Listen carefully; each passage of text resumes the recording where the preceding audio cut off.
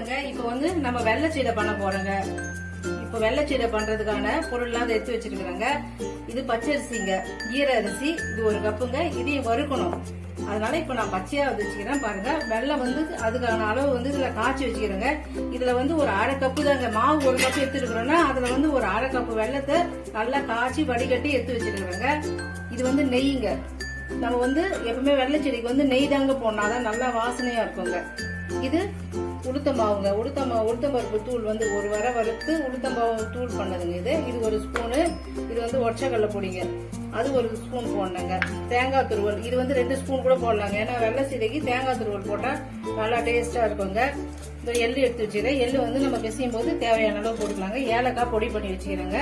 இப்ப நம்ம மாவை வறுத்துக்கலாங்க. மாவு வந்து கொஞ்சம் நல்லாவே வறுத்துக்கங்க. நம்ம வந்து உப்பு செடிக்கு வந்து அந்த அளவுக்கு கொஞ்சம் கம்மியா வறுத்தா கூட போதுங்க. ஆனா வெள்ளை செடிக்கு வந்து கொஞ்சம் இன்னுமே நல்லா செவர வறுக்கணுங்க. அப்பதான் வந்து நல்லா அது விரியாம இருக்குங்க. இல்லைன்னாக்கா அண்ணாவும் சீடை வந்து அப்படியே வந்து உடஞ்சிடுங்க. அதனால கொஞ்சம் செவுக்க பொன்னிறமா நல்லா வறுத்துக்கலாங்க.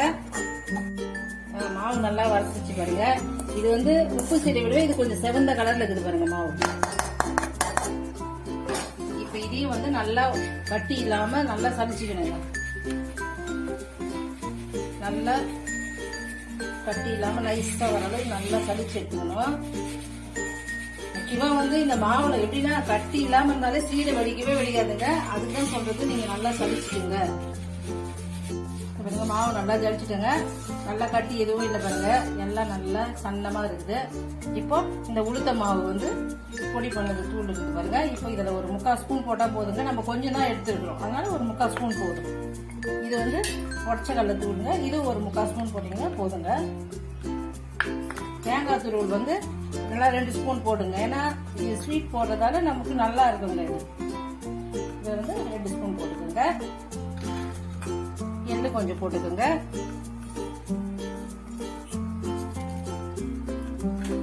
ஏலக்காய் பொடி பண்ணி வச்சிருக்கிறேன். இந்த தோல்லாம் எடுத்துடுங்க.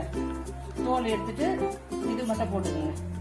2 ஏலக்காய் தூள் பண்ணி வச்சிருக்கிறேன். இது வந்து நெய்ங்க. நெய்ல வந்து ஒரு 1/2 ஸ்பூன் விட்டா போதுங்க. ஒரு 1/2 ஸ்பூன் நெய் இருந்தா போதுங்க.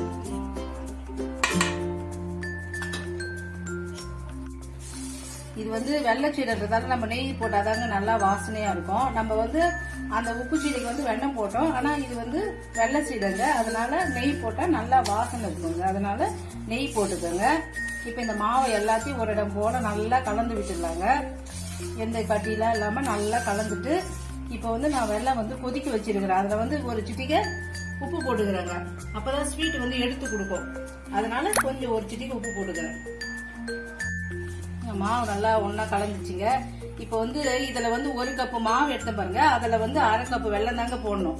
இப்ப நம்ம 1 கப்பு மாவுக்கு 1/2 கப்பு அளவு தாங்க வெல்லம் எடுக்கணும். நிறைய வெல்லம் போட்டீங்கன்னா அப்படியே உடஞ்சு போயிடுங்க. நம்ம எண்ணெயில போட்டோம்னாக்கா பிரிஞ்சு வந்துடும். அதனால நீங்க 1/2 கப்பு வெல்லம் தான் போடணும். இதுக்கு தண்ணி வந்து கம்மியா ஊத்தி நான் கொதிக்க வச்சு நல்லா சுத்தமா எல்லா மண்ணெல்லாம் எடுத்துட்டு சுத்தமா அந்த சத்தெல்லாம் எல்லாமே எடுத்து வச்சுக்கிறேங்க.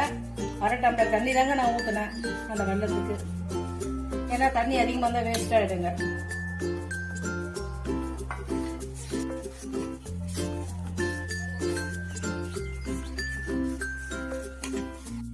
மாவு பிசைஞ்சிட்டேங்க. நல்லா கரெக்டா வந்துச்சு பாருங்க. இது இந்த பதத்துக்கு நீங்க பிசைஞ்சு எடுத்துக்கோங்க.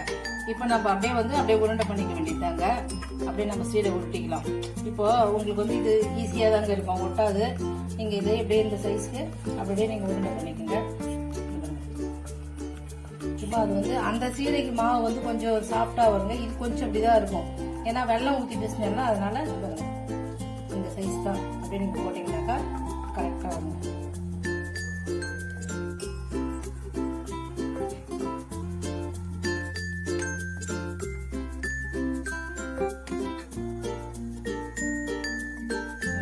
எல்லாத்தையும் உருட்டி எடுத்தாச்சுங்க. எல்லாத்தையும் பாருங்க ஒட்டவே இல்லை பாருங்க. நல்லா காத்தாரி நல்லா இருக்குதுங்க. எண்ணெய் வந்து காஞ்சிட்டு இருக்குங்க. போட வேண்டியதுதாங்க. நான் எண்ணெய் காஞ்சிச்சுங்க. இப்ப நம்ம சீடை அதில் போட்டுடலாங்க. இப்ப நம்ம மொத்தமா போடக்கூடாதுங்க. உப்பு செடிக்கு வந்து நாம மொத்தமாவே போட்டோங்க. இது வந்து வெள்ளை சீடை அப்படி இல்லைங்க. நம்ம தனித்தனியா பிரிச்சு போட்டாதாங்க, இல்லைன்னா மொத்தமா ஒட்டிக்கும். அதனால நம்ம தனித்தனியா தாங்க போடணும். அப்படியே நீங்க ஆனா எல்லாத்தையும் போடலாம், ஆனா பிரிச்சு பிரிச்சு போடுங்க, கை நிறைய போடாதீங்க. இது பாருங்க உடனே வாங்க. இப்ப இது வந்து போட்டோம்னா கூட உடனே வந்து நீங்க கரண்டி போட்டு இது பண்ணலாம் கூடாதுங்க, அது நல்லா வேகணுங்க. இல்லைன்னு வச்சுக்கோங்க பிரிஞ்சிடும். நீங்க வந்து உங்களுக்கு வெள்ளம் அதிகமாயிட்டா கூட அப்படியே வந்து எல்லாமே வந்து பிரிஞ்சு பிரிஞ்சு இதுவாயிடுங்க. இது கரெக்டான பதங்க, அதனால இது எல்லாம் கரெக்டா இருக்குது. எல்லாத்தையும் போட்டுங்க. இப்ப வந்து அப்படியே நல்லா வெந்துட்டு இருக்குங்க. நம்ம கரண்டி போட கூடாது, கொஞ்ச நேரம் அப்படியே நல்லா வேகட்டுங்க, அதுக்கப்புறம் தான் நம்ம திருப்பி விடணும். இப்ப வெந்துட்டு இருக்கு. இப்ப கொஞ்ச நேரம் ஆயிடுச்சுங்க.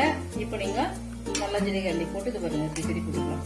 இப்ப வந்துங்க வெள்ளை சீடை எப்பவுமே பொழந்துதாங்க இருக்கும், இந்த மாதிரி தாங்க பொழந்து இருக்கும். அப்பதான் வந்து நம்ம சாப்பிடறதுக்கு நல்லா முறுமுறுன்னு இருக்குங்க.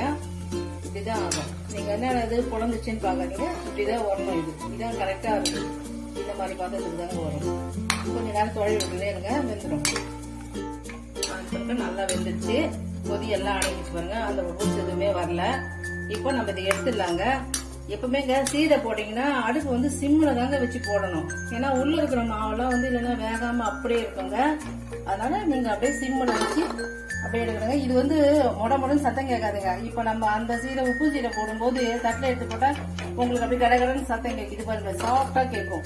ஏன்னா இது வெள்ளம் போட்டிருக்கிறதால அப்படிதாங்க கேட்கும். ஆறிச்சுன்னா நல்லா இதுவும் வந்து நல்லா முறுமுறுன்னு ஆயிடுங்க. சூட்ல அப்படிதான் இப்ப கேட்கும். பாருங்க எல்லா சீடையுமே பாருங்க நல்லா பொழந்துருக்குது பாருங்க. இப்படி பொழந்து கொண்டாதான் இது வந்து கரெக்டான இதுவுங்க. வெள்ளை சீடை வந்து இந்த மாதிரி பொழந்து இருந்தாதான் நல்லா இருக்கும்.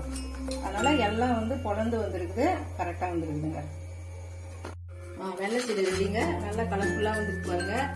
இப்போ வந்து நான் சொன்ன மாதிரி நீங்களும் வந்து இதே மாதிரி உங்க வீட்டுல செஞ்சு ட்ரை பண்ணி பாருங்க. கிருஷ்ண ஜெயந்திக்கு சீடெல்லாம் நல்லா பண்ணுங்க, கை முறுக்கு சீடை எல்லாத்தையும் பண்ணுங்க.